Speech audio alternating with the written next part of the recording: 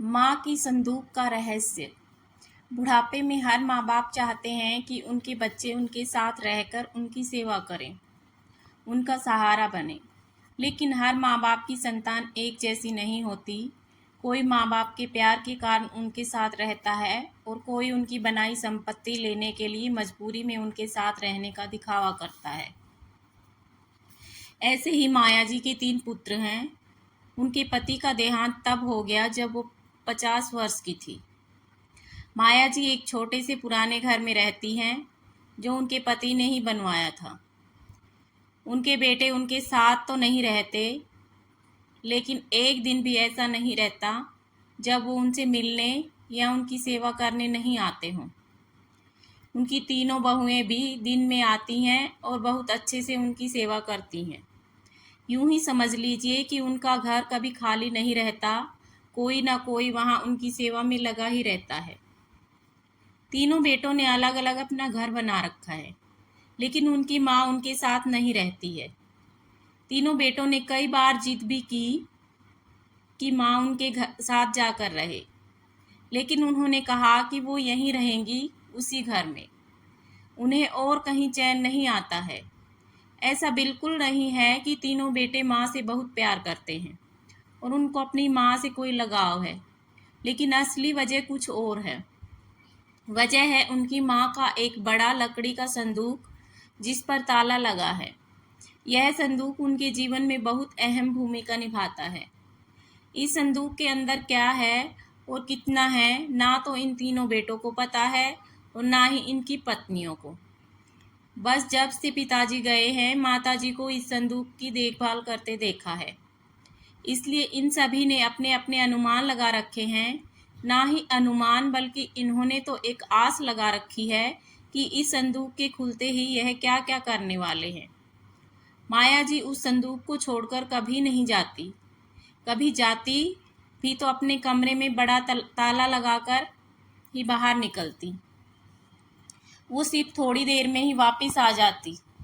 तीनों बेटों और बहुओं की उस संदूक पर नज़र ना जाने कब से है। सबने अपनी तरफ से अपनी अपनी कोशिश भी करके देख ली, माँ को अपने साथ अपने घर ले जाने की, ताकि माँ के साथ उनका संदूक भी वहाँ से उनके साथ जा सके। और फिर जाहिर सी बात है, जिसके घर में माँ रहेगी, संदूक भी उसी का होगा। लेकिन सभी एक दूसरे की काट करते हैं, इसलिए माँ के आगे पीछे माँ जी करते ना सिर्फ बेटे ही बल्कि बहुएं भी चक्कर लगाती रहती हैं। लेकिन माया जी भी भली भांति अपने बेटों को समझती हैं। वो जानती हैं कि इतनी सेवा उनकी क्यों हो रही है। सेवा उनके संदूक के कारण हो रही है। उन्हें पता है, जिस दिन यह संदूक इनके हाथ आया, उस दिन उनका मूल्य कुछ भी नहीं रह जाएगा।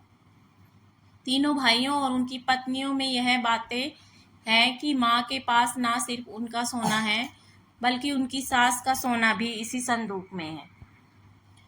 माँ इसलिए इस संदूक की इतनी देखभाल करती है। सभी अपनी अपनी कहानियां बनाकर बैठे हैं। किसी का दावा है कि उन्होंने संदूक को एक बार उठाकर देखा है, वो बहुत भारी है। माँ के कमरे में इन बहुओं ने कई बार सफाई के बहाने संदूक के पास जाने की कोशिश की, लेकिन माँ जी ने उन्हें बार बार टोका और कहा कि इस संदूक से अभी दूर रहो। समय आने पर इस संदूक में क्या है तुम्हें अपने आप ही पता चल जाएगा। आखिर माँ की बात कौन टालता, और अभी तो कोई भी नहीं। बस उस समय के इंतजार में यह सब माँ का अच्छा बेटा और बहू बनने की कोशिश कर रहे हैं। जब वो संदूक खुलेगा, रात में कोई ना कोई माँ के घर में जरूर रुकता, लेकिन माँ जी उसे अपने कमरे में नहीं सोने देती थी। इस तरह माया जी इस संदूक के सहारे 20 साल निकाल दिए। एक दिन माँ जी की तबीयत ठीक नहीं थी। अक्सर जब तबीयत बिगड़ जाया करती थी, तब उनके बेटे उन्हें अस्पताल ले जाने को कहते थे, लेकिन वो उसके लिए राजी नहीं होती थी। वो कहती थी कि डॉक्टर को यहीं बुलवा लो। उनके बेटे ऐसा ही करते थे। इस बार उनकी तबीयत ज़्यादा खराब हुई तो डॉक्टर ने कहा कि उन्हें अस्पताल में एडमिट करना ही होगा, वरना उनकी हालत ख़राब हो सकती है। और फिर उम्र भी बढ़ती जा रही है।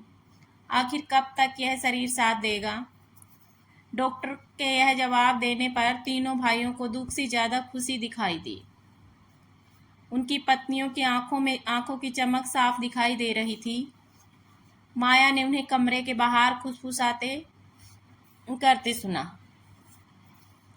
तीनों इस बात पर चर्चा कर रहे थे कि माँ के जाने के बाद संदूक में जो भी है वो आपस में बांटा जाएगा, सबको बराबर बराबर मिलेगा। माया जी ने जब यह सुना तो उनको अंदाजा लग गया कि अब समय हो गया है इन सबको यह बताने का कि आखिर इस संदूक में क्या है। उन्होंने आवाज़ लगाकर अपने तीनों बेटों और बहुओं को अंदर बुलाया। सबने आते ही कहा, माँ अस्पताल चलते हैं, आप वहाँ जाकर ही ठीक होंगी। माँ ने कहा कि पहले वो जान लो जिसके लिए तुम सब इतने सालों से चक्कर लगा रहे हो। इस संदूक में तुम तीनों के लिए मेरे पास कुछ है जो मैं तुम्हें आज देना चाहती हूँ।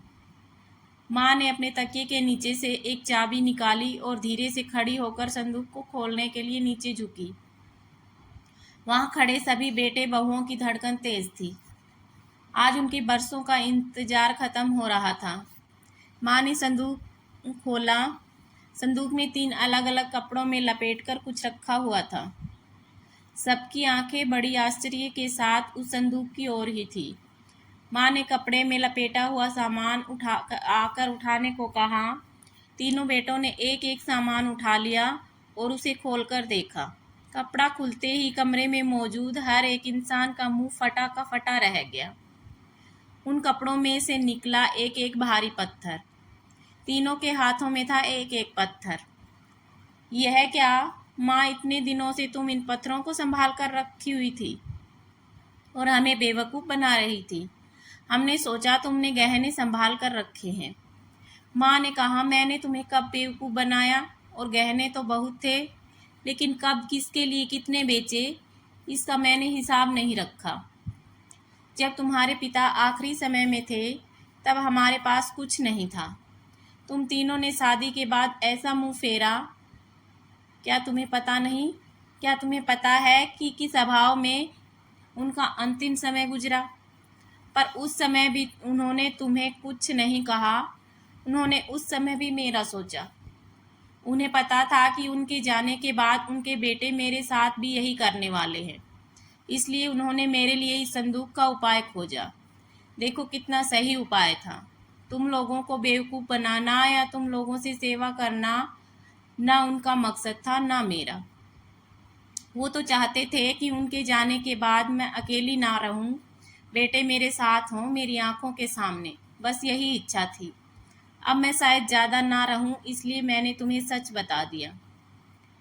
सभी बेटे बहू अब कमरे से बड़बड़ाते हुए गुस्से से निकले। करीब 1 घंटे तक माँ के कमरे के बाहर ही सब एक दूसरे पर अपना गुस्सा निकाल रहे थे। बहस हो रही थी कि अब माँ को अस्पताल ले जाना है कि नहीं, और ले जाएगा तो खर्चा कौन उठाएगा। माँ जी अपने बिस्तर पर लेटी हुई सब सुन रही थी, लेकिन सच्चाई जानने के बाद कोई भी माँ की जिम्मेदारी उठाने को तैयार नहीं था।